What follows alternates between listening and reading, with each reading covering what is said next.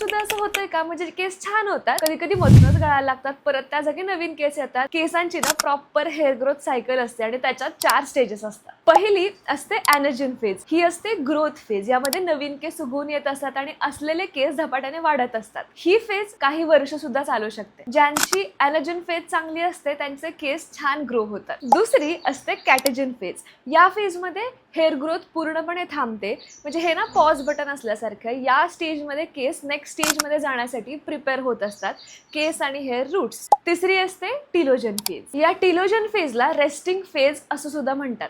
म्हणजे या फेजमध्ये ना हेअर ग्रोथ होत ना केस जास्त गळत, म्हणजे केस छान रेस्ट घेत असतात. पण या फेजमध्ये जर आपण खूप जास्त स्ट्रेस घेतला, काही डेफिशियन्सी झाल्या बॉडीमध्ये, तर मात्र केस गळायला सुरुवात होते. म्हणजे एक्झोजन फेज, जी चौथी फेज आहे ज्यामध्ये हेअरफॉल होतो, ती फेज खूप लवकर येते. चौथी असते एक्झोजन फेज. याच्यामध्ये काय होतं ना, जुने केस गळायला लागतात आणि तिथं नवीन केस उगवून येण्यासाठी जागा केली जाते. आणि ही एकदम नॅचरल प्रोसेस आहे. त्यामुळेच आम्ही आधी म्हटलं होतं की दिवसाचे 50 ते 100 केस गळणं हे नॉर्मल असू शकतं. आपल्या हेअरफॉल सिरीजच्या पार्ट 2 मध्ये हे छान पद्धतीने एक्सप्लेन सुद्धा केलंय. ही माहिती तुझ्या मैत्रिणीला पण दे आणि तुझा पुढचा पार्ट मिस होऊ नये म्हणून तत्वे हर्बलच्या पेजला फॉलो करायला विसरू नकोस.